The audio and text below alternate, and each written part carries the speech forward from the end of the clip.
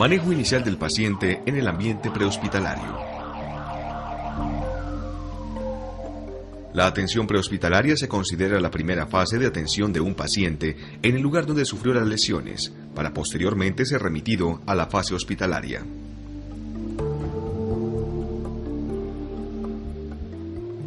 La primera atención es vital para una mejor sobrevida de las personas afectadas y para evitar complicaciones y lesiones mayores. Para la atención de un paciente con trauma en el ambiente prehospitalario, usted debe identificar rápidamente todo aquello que pueda poner en peligro la vida del paciente. Las lesiones más frecuentes que ponen en peligro su vida son problemas de permeabilidad de la vía aérea, inestabilidad de la columna cervical, dificultad respiratoria y trastornos circulatorios. Los pasos del A, B, C, D, E se harán con el paciente de forma secuencial, resolviendo los problemas a medida que se van encontrando, antes de avanzar al siguiente paso. Inspección general. Rápidamente establezca una condición general del paciente a medida que se van acercando.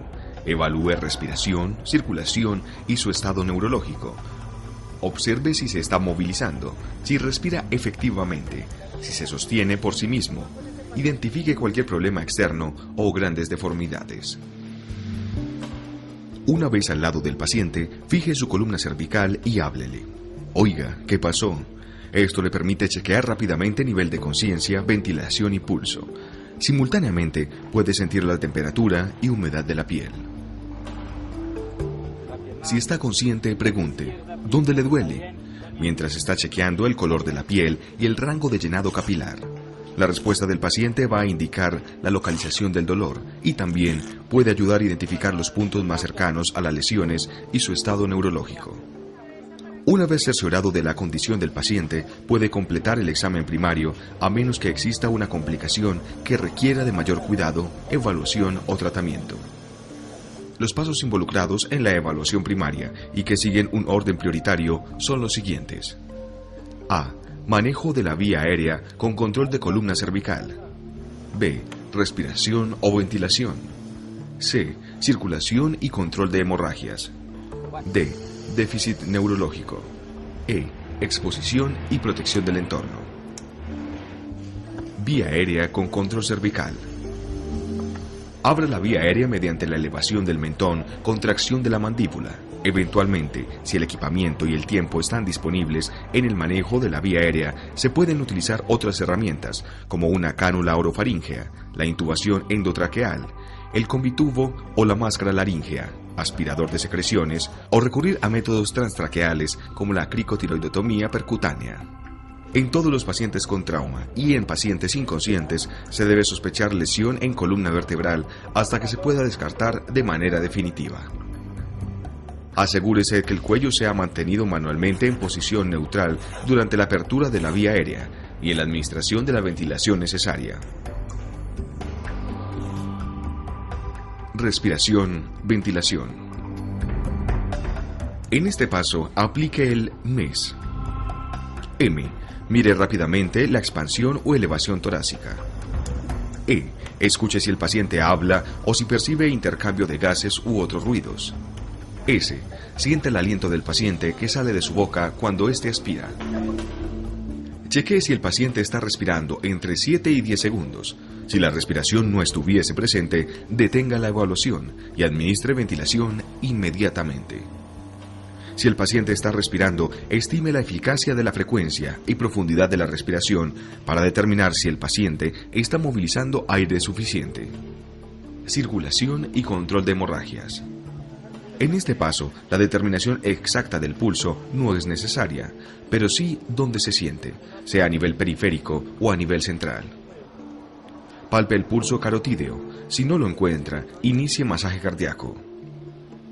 De acuerdo con el tiempo para llegar a la atención final del paciente, se debe hacer una asepsia inicial de las heridas o fracturas abiertas. Recuerde que el control de las hemorragias a través de la compresión de puntos sangrantes e inmovilización de las fracturas debe realizarse en el transcurso de la evaluación primaria. No está recomendado el torniquete. Procure asegurar 1 o 2 accesos periféricos venosos, sobre todo en pacientes con trauma severo. Estado neurológico. Evalúe el nivel de conciencia de su paciente mediante la aplicación de un estímulo o sonido. También describa la respuesta del paciente mediante el uso del acrónico AVTI, que quiere decir A, alerta, V, responde a estímulos verbales, D, responde a estímulos dolorosos y inconsciente. Durante el examen debe determinar la historia del evento, si el paciente perdió la conciencia en algún momento desde que ocurrió la lesión, qué sustancias tóxicas pueden estar involucradas y si el paciente tiene alguna condición preexistente que pudiera haber producido la disminución del nivel de conciencia o un comportamiento o conducta anormal. Las pupilas en esta etapa juegan un papel importante en la evaluación de la función cerebral.